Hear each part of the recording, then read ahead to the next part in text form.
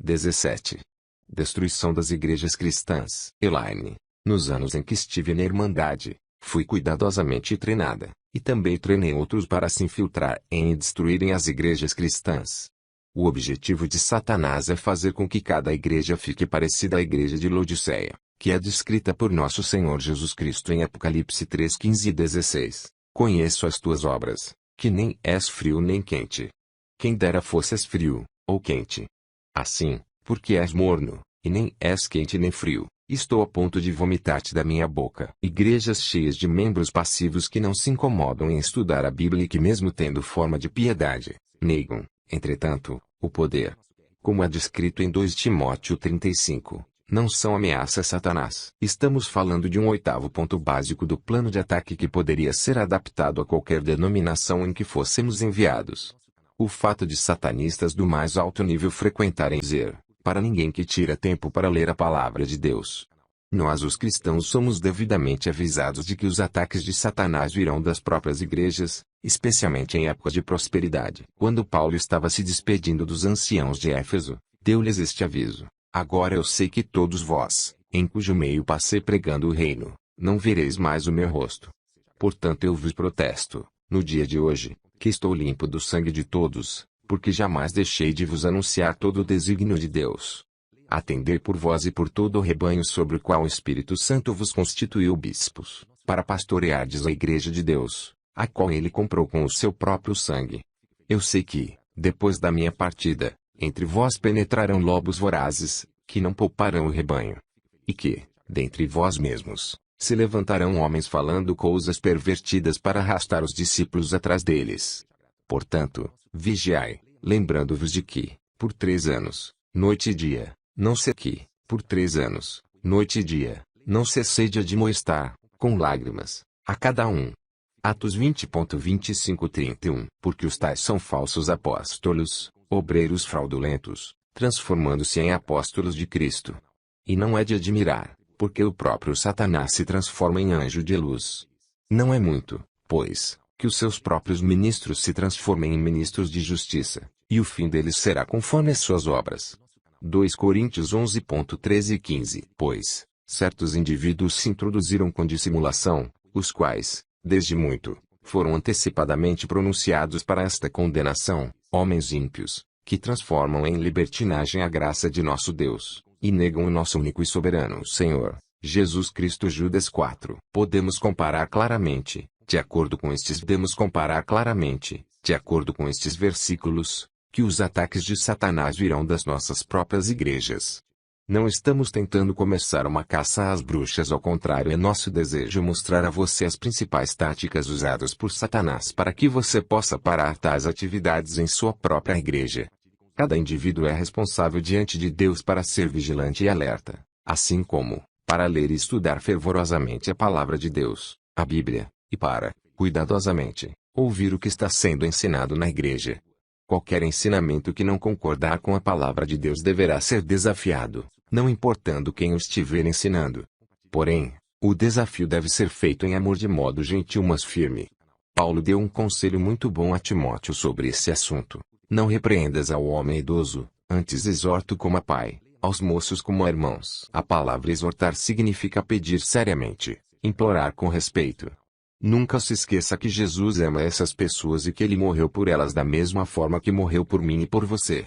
O propósito aqui não é expô-las, mas controlá-las e salvá-las. Por favor, não se esqueça da minha própria experiência. Na pequena igreja a que eu fui enviada para destruir, sabiam que eu era uma bruxa. No entanto, não me expuseram publicamente ou sequer me desafiaram. Se o tivessem feito, eu poderia ter morrido. Ao contrário, me amaram e me controlaram a fim de que eu não pudesse infiltrar uma doutrina destrutiva.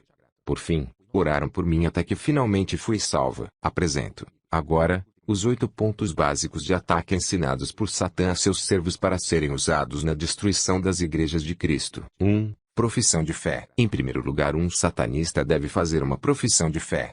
É alvos para ganharem a credibilidade junto à igreja. Nas igrejas em que são feitos apelos, a pessoa vai à frente, normalmente até com as lágrimas nos olhos, fingindo ter sido salva. Se a igreja for renovada ou carismática em que é dado grande ênfase ao dom de línguas, o satanista falará em línguas.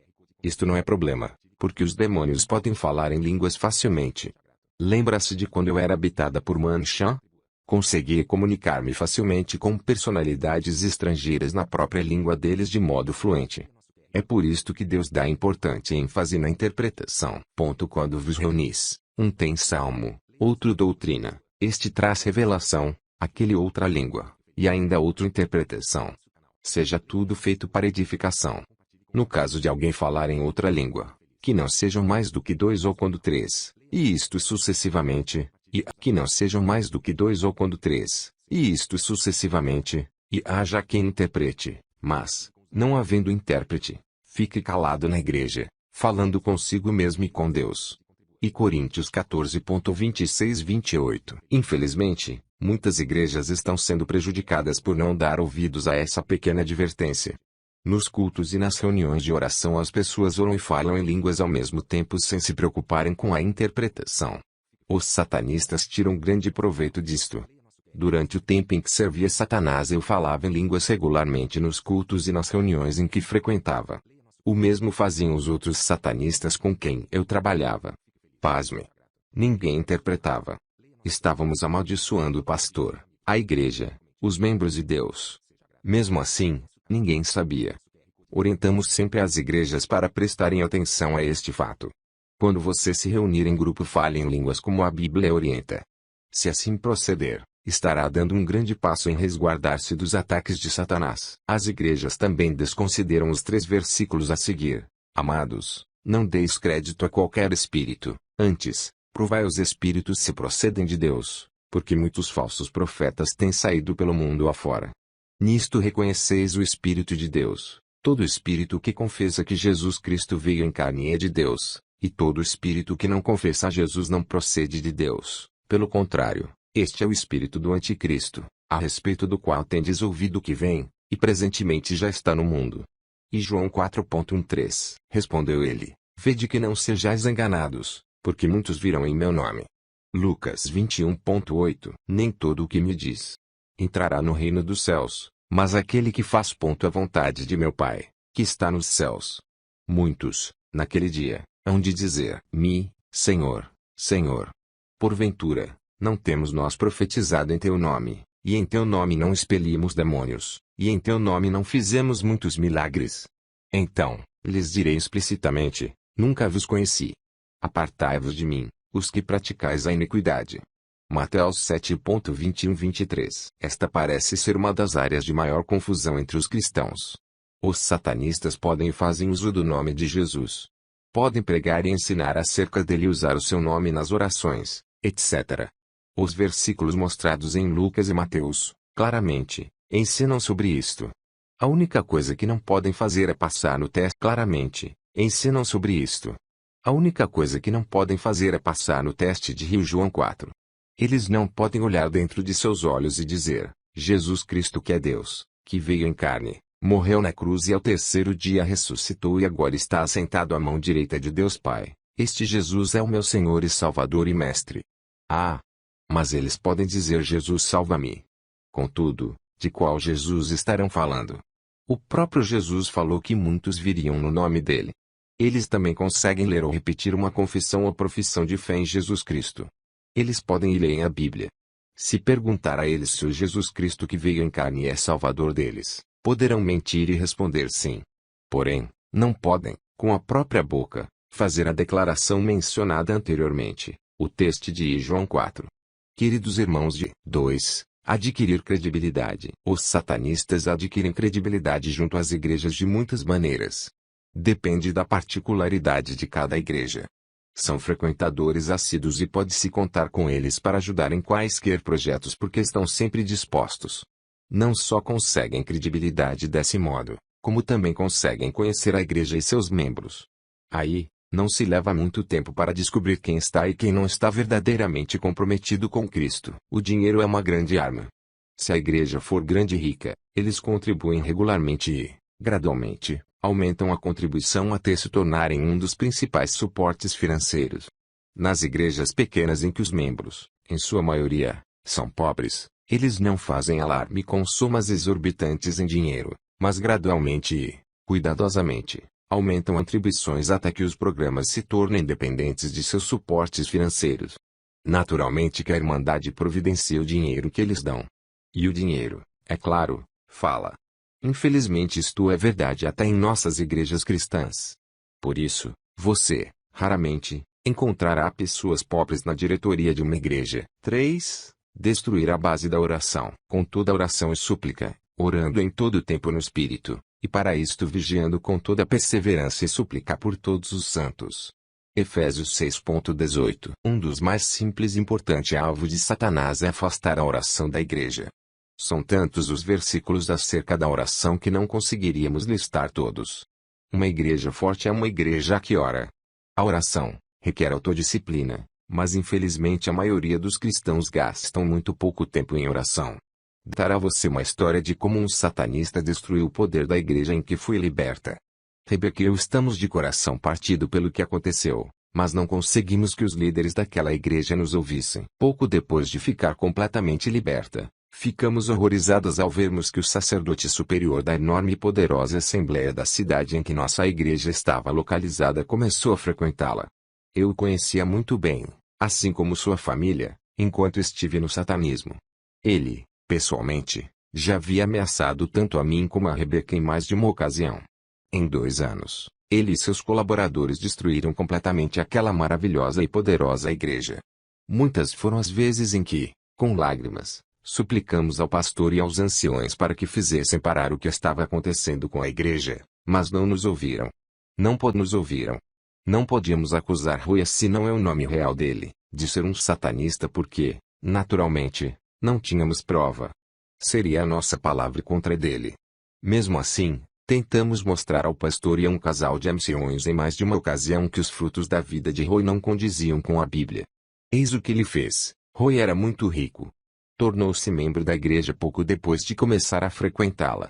Afirmava ser profundo conhecedor da Bíblia e de fato, o era.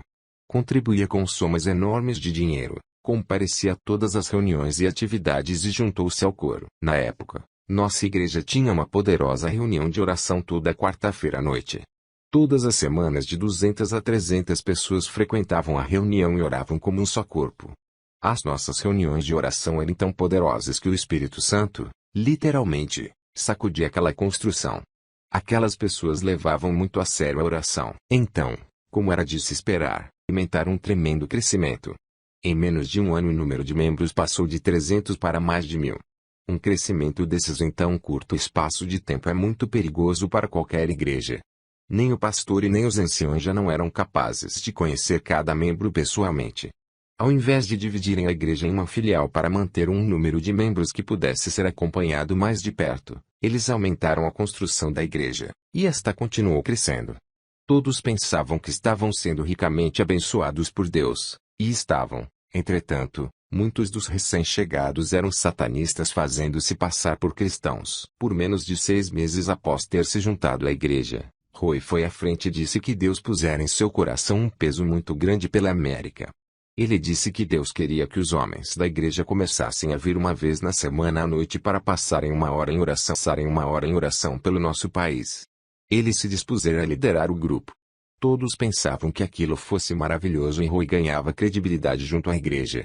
Em 2 meses, já era um ancião, e, pouco depois, foi eleito para a junta de diretores da mesma. 4 meses depois de ter estabelecido o grupo de oração para a América, ele lançou seu segundo passo no ataque.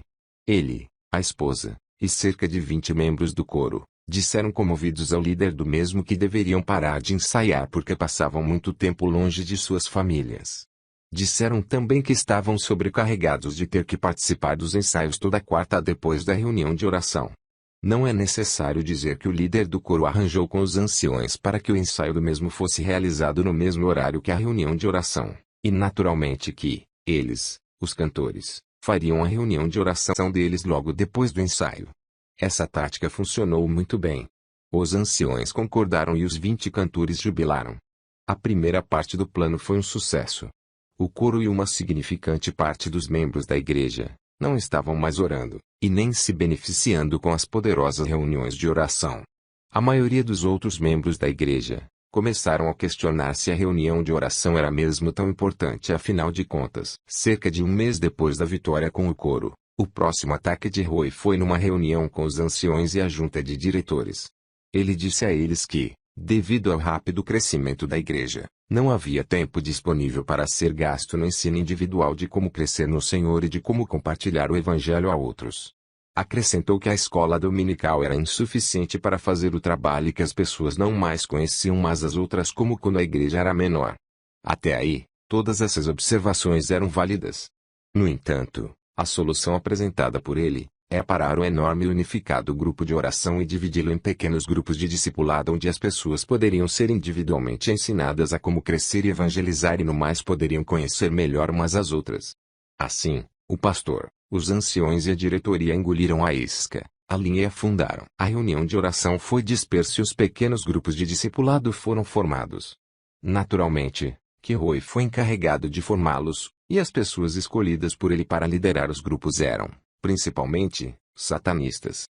Assim, a oração e o poder daquela igreja foram destruídos. Fomos, Rebeca e eu, ao pastor e aos anciões, com lágrimas e dissemos que as poderosas reuniões de oração constituíam a espinha dorsal da igreja. Eles se recusaram a nos ouvir. De cada um escutávamos a mesma desculpa. Roy é o primeiro a saber da importância da oração, não se esquecer da importância da oração. Não se esqueçam de que foi ele quem começou o grupo de oração pela América. Pouco depois, muitos dos cristãos fervorosos na igreja, rapidamente começaram a frequentar outras igrejas. Em um ano a igreja já estava uma bagunça. O pastor ficou desencorajado e saiu. Os anciões também fizeram o mesmo. Por fim, o poder da igreja tinha acabado. Você compreende como isto é fácil? Está acontecendo ou já aconteceu mesmo com a sua igreja? Por favor, não a abandone. Fique em frente, Satanás. Insista com a oração em sua igreja. Rumores. Uma vez que a base da oração esteja destruída, os satanistas ficam livres para fazerem o que lhe quiserem. Uma das coisas mais fáceis a fazer são os rumores. A fofoca é uma das principais armas de Satanás. Pouquíssimas pessoas são fortes o bastante para não passar adiante um comentário. Os satanistas podem, facilmente, destruir a credibilidade de um pastor e de cristãos verdadeiros numa igreja, através de rumores. Insistimos com os líderes de igrejas a que sejam extremamente cautelosos. Nunca vá sozinho à casa de um membro do sexo oposto para aconselhar ou ajudar. Poderá ser facilmente incriminado, mesmo que não tenha feito algo inconveniente ou errado. Quem poderá prová-lo? As carreiras de muitos pastores foram destruídas por atitudes assim. E Tessalonicenses 522 diz: abstenhai-vos de toda aparência do mal.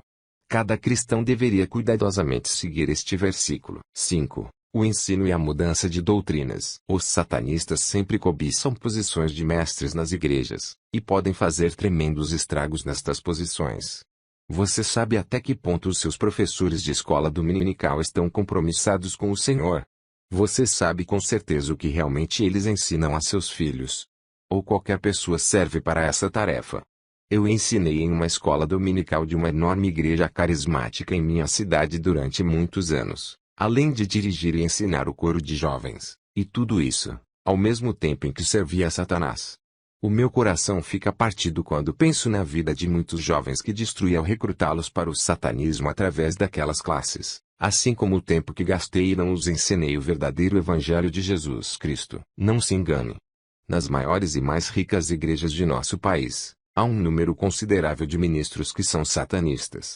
A influência deles é muito grande e conseguem fazer grandes estragos porque os cristãos são preguiçosos para estudar a própria Bíblia e checar o que eles ensinam. São 3 as áreas base que ensinam. A. Oração. Fazem da oração um procedimento muito complicado. Ensinam que há inúmeros passos que um crente deve tomar para certificar-se de que está em um relacionamento correto com Deus antes de obter qualquer poder pela oração ou, até mesmo de ser ouvido pelo Senhor. Eles usam e torcem muitos versículos para legitimar suas falsas doutrinas. Os membros leigos são desencorajados na oração porque a mesma é apresentada como um fardo, e, muito complexa. No entanto, nós encorajamos a todos a estudarem Hebreus 4.14 e 16, tendo, pois, a Jesus, o Filho de Deus, como grande sumo sacerdote que penetrou os céus, conservemos firmes a nossa confissão. Porque não temos sumo sacerdote que não possa compadecer-se das nossas fraquezas, antes foi ele tentado em todas as coisas, a nossa semelhança, mas sem pecado. Acheguemo-nos, portanto, confiadamente, junto ao trono da graça, a fim de recebermos misericórdia e acharmos graça para socorro em ocasião oportuna. B. Uma das mais destrutivas doutrinas satânicas de hoje é a mensagem da saúde e da riqueza. É uma maneira de evitar que as pessoas se disponham ao sofrimento para ajudar um outro irmão, e também, desencoraja o cristão de sofrer perseguição. Isso acontece hoje em nosso país. Elas ensinam que todo cristão deveria ser rico o tempo todo e saudável. Aquele que não o for, certamente, está falhando em alguma área da vida. As Escrituras mostram que as falsas raízes deste tipo de doutrina são numerosas. Veja o que diz o versículo a seguir. Ora, todos quantos querem viver piedosamente em Cristo Jesus serão perseguidos. 2 Timóteo 3.12. Note que aqui, não são feitas limitações ao tipo de perseguição que o cristão deverá sofrer.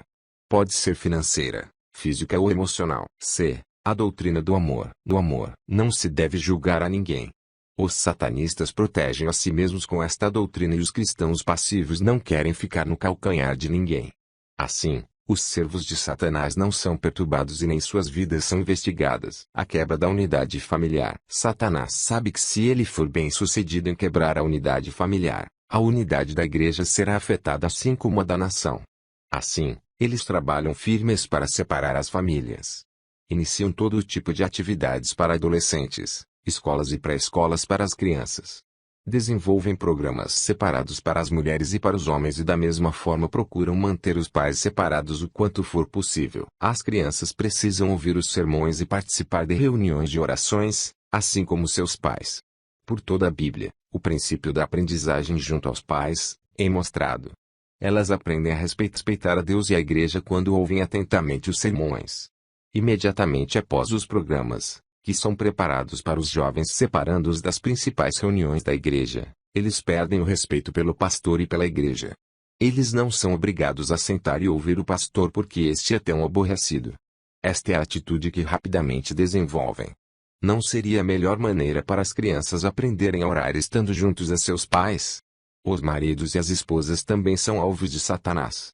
Nos dias atuais em que o divórcio está tão em moda, os casais precisam passar tempo juntos para permanecerem unidos. Separar o marido da mulher para outras atividades, como por exemplo retiros, é um grande passo para prejudicar-lhes o relacionamento. 7. Parar todo o ensino apurado contra Satã, para que Satanás não alcance vantagem sobre nós, pois não lhe ignoramos os desígnios. 2 Coríntios 2.11. O meu povo está sendo destruído, porque lhe falta o conhecimento. Porque tu, sacerdote, rejeitaste o conhecimento, também eu te rejeitarei, para que não sejas sacerdote diante de mim, visto que te esqueceste da lei do teu Deus, também eu me esquecerei de teus filhos. Oséias 4.6. Sede sóbrios e vigilantes. O diabo, vosso adversário, anda em derredor, como leão que ruge procurando alguém para devorar. IP 5.8. O julgamento é este, que a luz veio ao mundo, e os homens amaram mais as trevas do que a luz, porque as suas obras eram más. João 3.19. Um dos maiores alvos de Satanás e seus servos é evitar qualquer ensino acerca de si mesmos ou sobre suas atividades. Fica mais fácil camuflá-las se as pessoas continuarem na ignorância. Aos satanistas é sempre ordenado prevenir qualquer ensinamento sobre Satanás nas igrejas em que frequenta. As desculpas são muitas. Dizem que qualquer ensino sobre Satã dá glória para ele, tira a atenção das pessoas de Deus, faz com que elas se voltem para Satanás, etc. A palavra de Deus, no entanto, ensina muito a respeito do nosso inimigo e mostra que se formos ignorantes a respeito dele, ele, com certeza, terá vantagens sobre nós. Um simples encantamento de um satanista poderoso designará um demônio a cada pessoa que frequenta a mesma igreja que ele. O propósito do demônio é manter guarda, e no instante em que alguém disser qualquer coisa sobre Satanás ele irradiará pensamentos para a mente da pessoa a fim de que esta não ouça o que está sendo dito. Seja cauteloso. Os membros que reclamarem dos ensinamentos a respeito de Satã e suas táticas poderão, provavelmente, ser satanistas. 8. Ataques de bruxaria especialmente enviados aos membros líderes de igreja é tão importante. Tanto os pastores, Como os líderes ou aqueles que estão empenhados numa batalha espiritual, sofreram ataques de baixaria, serão tremendamente afligidos por toda sorte de enfermidades, dificuldades na concentração, confusões, fadigas, dificuldades para orar, etc. Os líderes devem ser sustentados pela oração e intercessão dos membros da igreja. Uma vez que esta base não exista, os pastores e seus colaboradores passam a enfrentar estes ataques e em muitos casos são vencidos. É por esta razão que Paulo sempre pedia, no final de suas cartas, as orações de seus irmãos na fé. O incrível número de cristãos passivos, frios e mortos, hoje em nossa terra serve de testemunho para mostrar o sucesso das táticas cuidadosamente planejadas por Satanás. A nossa oração é que todos os cristãos que leem estas palavras, procurem o Senhor em oração,